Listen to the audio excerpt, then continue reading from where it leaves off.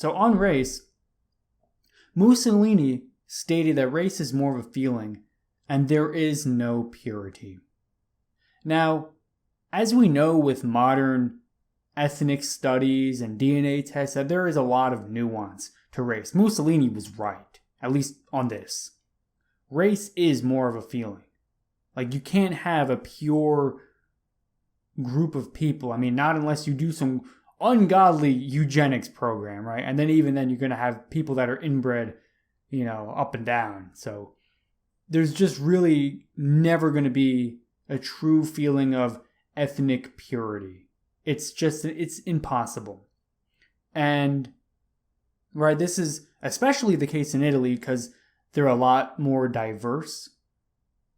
So in the northern regions, they have people that are ethnically descended from Germans. They have some African admixture in there. They have Greek, Balkan. They have people from the Spanish. Italy has really been a melting pot of European and North African blood for a long, long time. And the fact that Mussolini acknowledged this even back then, really, props to him. He was, at least in that regard, he was a forward thinker. Now, in a speech given in Bari in 1934, Mussolini reiterated his attitude towards the German ideology of the master race. 30 centuries of history allow us to look with supreme pity on certain doctrines which are preached beyond the Alps by the descendants of those who were illiterate when Rome had Caesar, Virgil, and Augustus. So yeah, he kind of harkens back to Rome. Rome was a superpower. It was civilization way before the German master race ever really did anything. And if you ever want to really talk to someone that believes in this idea of the German master race or the Nordic master race or, whatever, they subscribe to Nazi racial ideology. Just ask them, hey, why were the Germanic tribes illiterate when Rome was a superpower, had all this civilization? I mean, we still study Roman ideas today. I mean, the level of civilization in Rome is really, really fascinating. Really fascinating. And, the fact that this master race wasn't able to replicate that, it doesn't fit in with the narrative. The Nordic race were newcomers in civilization, citing the Roman Empire, right? So these people, they're just now getting civilization. That's kind of how a lot of Italians felt about it. And, with some justification, there's truth to that.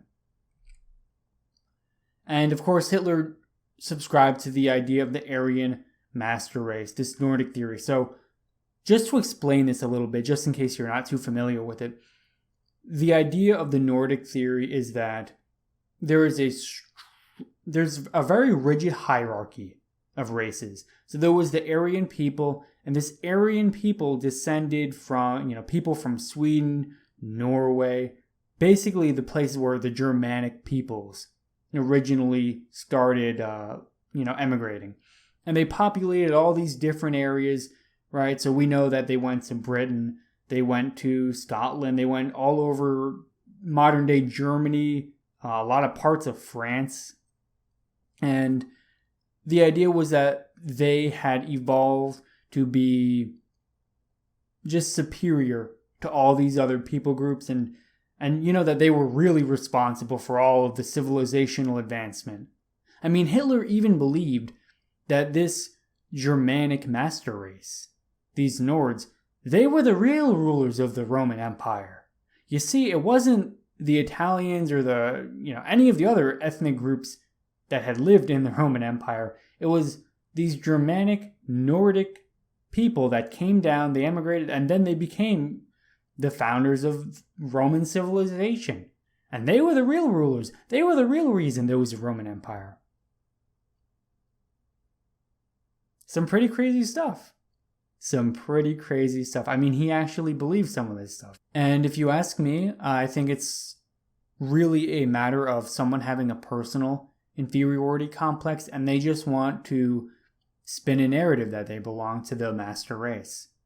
Right? If you feel bad about yourself, wouldn't you say that, there's something about you that's so great that Even though you're a complete failure in every other aspect of your life, you belong to the master race. It's very comforting. It's very comforting. A lot of different people groups have kind of made this argument throughout history, and kind of makes a lot of sense. But yeah, the idea that a bunch of German people, they just, they went from Sweden, they went down to the Roman Empire, and that they were the real rulers. I mean, it's just some crazy stuff. No one's ever even believed that. So it really kind of goes to show you the mental gymnastics people will do to support their fragile worldview. Very fragile worldview. Because when you look at objective reality, these theories and ideologies, they just come crashing down.